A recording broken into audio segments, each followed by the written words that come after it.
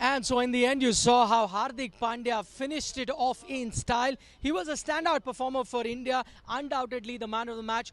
Had a standout game, both with the bat and the ball. Uh, Pragyan, Ojha, Sunny Gavaskar join us live on this very special program. Pragyan, I'll start with you on this one. How crucial is Hardik Pandya, or may I say, in-form Hardik Pandya, for this Indian T20 team?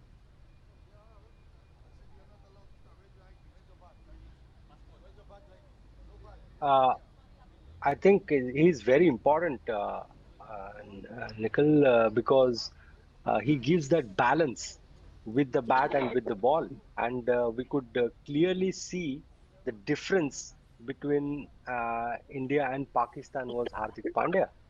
He bowled, he picked up those three crucial wickets, and after that, the way he batted for his side, and it and clearly Pakistan missed the sixth bowling option. Had they had one more seamer, it would have been totally different, and that is the difference. Clearly, we could see that Hardik Pandya, why he is so important and in form. Hardik Pandya, both with the bat and ball.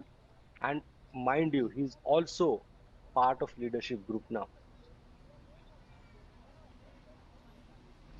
Well, that's true, actually. Pragyan, I did see, and these are visuals that are not shown by the broadcasters because, they can't have cameras everywhere. We were watching from the press box, and Hardik Pandya was playing a very, very active role in while where the Indian team was fielding as far as the field placements are concerned or what bowling changes to make. So, as you rightly mentioned, he's now also part of that leadership group. Saibhai, I have two questions for you on Hardik Pandya, and I want to break them into Hardik Pandya, the batsman, and Hardik Pandya, the bowler. Let's start with Hardik Pandya, the bowler. What was the standout bit about him? Because he's picked up three crucial wickets, and one thing that we noticed, which was common in all the wickets that he got, was that he got that short pitch delivery at a quick pace. He was bowling 140 clicks. Yes, I think the most exciting thing about Hardik Pandya in recent times has been the way he reads the game. Not that he wasn't able to read the game earlier on, but earlier on he was maybe just a little bit impetuous. Now, his temper that impetuous, Soti, to such an extent that he's become an utterly reliable player with both bat and ball. There is no impulsiveness in his cricket. It's all very measured cricket, and you saw that with the way he read the pitch. So he read the pitch because he had seen there was a bit of grass on the surface. He had also seen the previous time when India played here in the World Cup that there was a little more carry. Before the World Cup last year, there was the IPL. Lots of matches played in Dubai where the ball also pumped into the wicketkeeper's gloves. So he had read that and he'd seen that the pitch was pretty similar. So he used the short ball to good effect. He likes the short ball in any case, but what he was doing was his angle of the short ball was very, very good because he was cramping the batsman for room. So that also comes with experience, and he's using that experience to very good effect. So as a bowler, he was pitching the ball up, mixing the short one. He was doing it very well, and the odd slower delivery as well. As a batsman too, he recognized very early that with the Pakistan attack being a pace attack, the length would be short of length. So he wasn't looking to really play too much on the offside. He was looking to play the ball on the onside, both the pull shot, short arm jabs, or the pull. And that's how he took India to a win. So what a cricketer now Hardik Pandya has become. He's become, perhaps the most vital cricketer that India has got in the last 6 to 8 months. And may he continue to prosper. Right, those are really, high praise there from Sunny Gavaskar for Hardik Pandya. He's been the X factor. We were talking earlier as well in our previous show where, since he's taken over the captaincy in the IPL, we've seen a different avatar of Hardik Pandya. And of course, that form is also helping the Indian team. Pragyan, there was that situation, and we're talking about Hardik Pandya, but the other man from Gujarat, the left-hander in Ravindra Jadeja, at that stage, he also stitched together a very crucial partnership. What did you make of the idea of sending Ravindra Jadeja a little higher up the order? We've seen the Indian team do it ever since Rohit Sharma has become captain.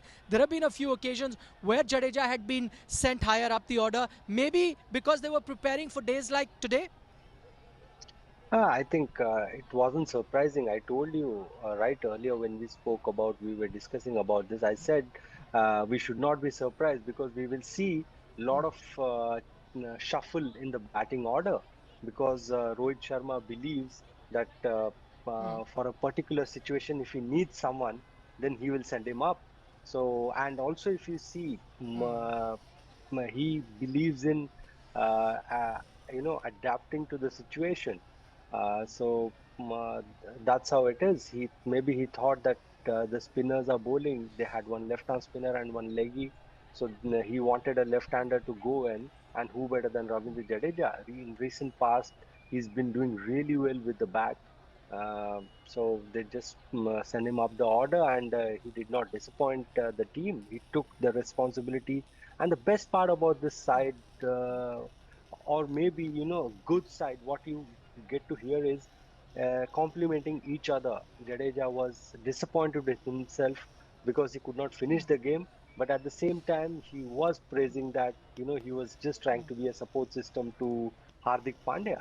But if you talk to Hardik, Hardik will say that because of Ravindra Jadeja, I think this win was possible. So I think complimenting each other and trying to take care of each other is also very important, and it shows that they are trying to trust each other and believe and having a very strong belief in each other. Okay, Saibhai, I mean, those are the great things that India did, and we spoke about those two star performers in Hardik Pandya and Ravindra Jadeja. But there was a moment, I was at the ground, and there was a moment where the Indian fans did have butterflies in their stomach simply because, India lost their top three pretty early. The match was in a precarious situation at the time. What did you make of that initial contest with Naseem Shah with the ball in his hand? Was it a case of a bowling a fine bowling spell, or do you think that the top three of India were a bit rusty in this game today? There's always going to be a little bit of nervousness, even for the most experienced of cricketers, and particularly when you're batting, knowing that Pakistan always has had a top-class new ball attack. Naseem Shah, of course, was making his debut, and he got a wicket off the second ball that he bowled, which was the first one that Rahul faced. So you can't really say anything about Rahul. Rahul, we know, is coming back after an injury, after a layoff. So it's not easy to get into the rhythm straight away. And hopefully he will do that sooner rather than later, because maybe there's another match coming uh, against UAE, which might be the match where he can get into rhythm and score big. But as far as the other two batsmen are concerned, they rode their luck. Kohli in particular, I've been talking every time. You guys have asked me in the past 2 years, what's the matter with Kohli's form, and I've been saying that the first mistake that he's making is turning out to be his last mistake. Not that he's batting badly, but the first mistake. Batsmen need luck at the start of the innings, a little bit of playing and missing. In his case, there was a drop catch. There were lots of inside edges. That could have on another day when luck is not going your way, could have crashed onto the stumps. So he had that luck. And after that, he played a couple of lovely crisp shots. There was that short arm pull that he hit, which went to mid on, not the pull of which went to square leg, but one the back, where the bottom end came in and it was hit wide of mid on. That was an excellent shot. And one thought that now this is it. This is where he's going to play the kind of innings when numbers 6, 7, 8, 9 can relax. But then he got out, and he got out in the over uh, to the bowler who had got the captain Rohit Sharma out in the previous over. So there was, I think, just a little bit of nervousness at that stage because you had lost two experienced batsmen. But thankfully, we had Jadeja and Hardik Pandya, all rounders, who showed not only that they can bowl and field brilliantly, but also bat sensibly and took the team home. Sunny, would you want the Indian team, especially the two most experienced batters in Rohit Sharma and Virat Kohli, to look back at those two shots that they played at a crucial juncture? I'm sure they will. It doesn't matter what juncture. Any batsman who gets out at whatever score that he gets out, he wants to look back on it, reflect on it again and again and again, and and think back as to what he had done, whether he could have done anything differently. And I'm pretty certain that they will be doing that. Because look, it's all very well to say we are going to play this aggressive way. which is fine when you're batting first, because when you're batting first, you don't know what is a good score to have on the board. Should it be 160? Should it be 180? Should it be 200? You don't know. So you go bang, bang, bang from the beginning. That is totally understandable.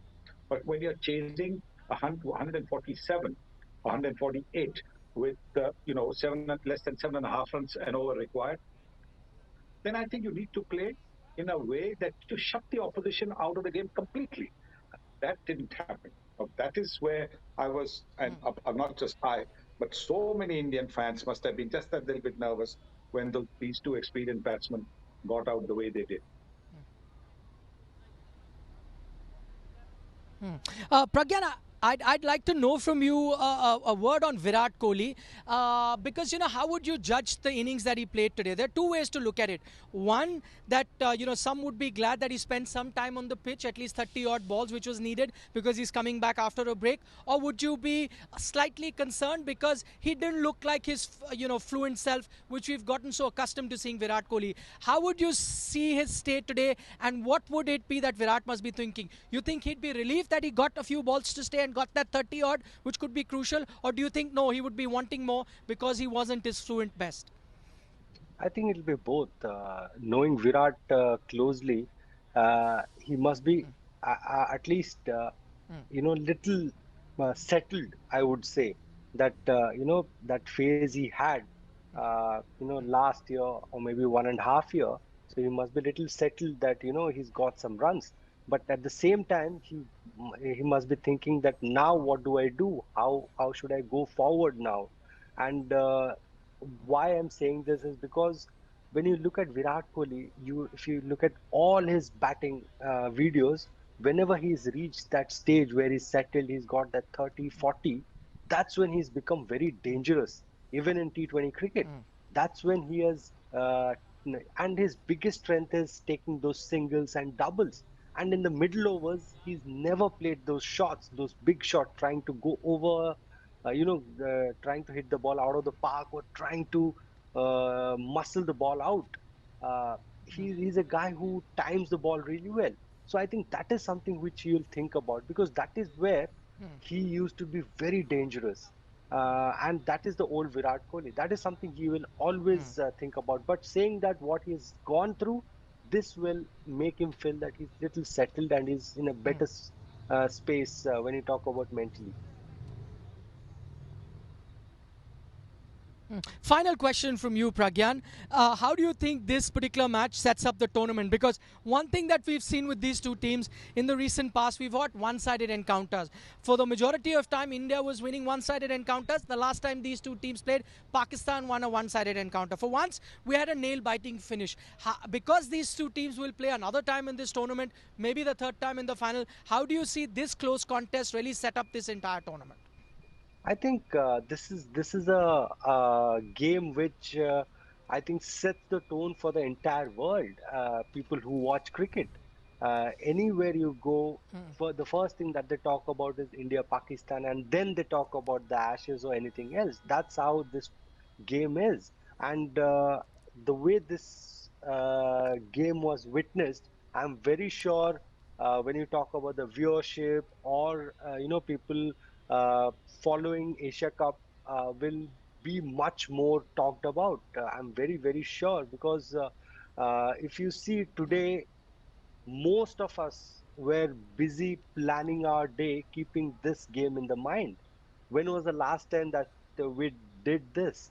So I think this is a trendsetter, this especially India-Pakistan game, and the way it set the tone we can clearly now see that Asia Cup will be a very well watched tournament.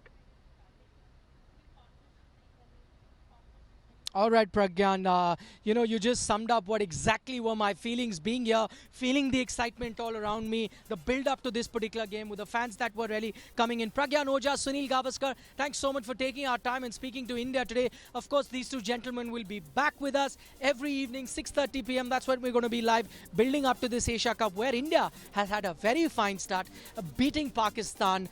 But that's not all that we have on this special program called Desert Storm. We'll also listen in to the two captains. This is what what Babar Azam and Rohit Sharma said after that game. This is Nikhil Nas signing off. We'll see you at 6:30 p.m. every day. Bye-bye for now.